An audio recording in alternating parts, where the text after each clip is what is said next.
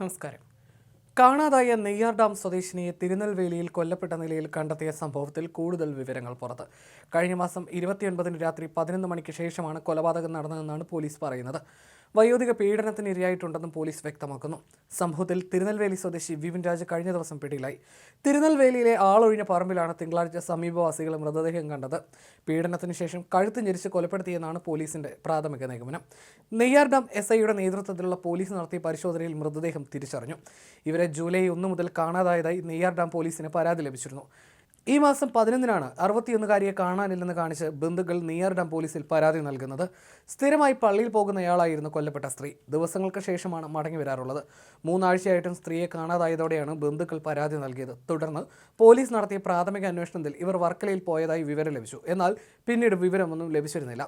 കഴിഞ്ഞ മാസം 29-ന് രാത്രി 11 മണിയോടെ റോഡിൽ നിൽക്കുകയായിരുന്ന സ്ത്രീയെ ബസ് സ്റ്റാൻഡിൽ കൊണ്ടുപോകാമെന്ന് പറഞ്ഞാണ് പ്രതി വിപിൻ രാജ് ബൈക്കിൽ കയറ്റി കൊണ്ടുപോയത്. തുടർന്ന് ആളൊഴിഞ്ഞ് പറമ്പിലെത്തിച്ച് പീഡിപ്പിക്കുകയായിരുന്നു. ഇതിനിടെ നിലവിളിച്ച സ്ത്രീയെ കഴുത്ത് ഞെരിച്ച് കൊലപ്പെടുത്തുകയായിരുന്നുവെന്നാണ് പ്രതിയുടെ മൊഴി. CCTV ദൃശ്യങ്ങൾ കേന്ദ്രീകരിച്ച് നടത്തിയ അന്വേഷണത്തിലാണ് പ്രതി പിടിയിലായത്. പോസ്റ്റ്മോർട്ടം നടപടികൾക്ക് ശേഷം ഇന്ന് വൈകിട്ടോടെ മൃതദേഹം നാട്ടിലെത്തിക്കും.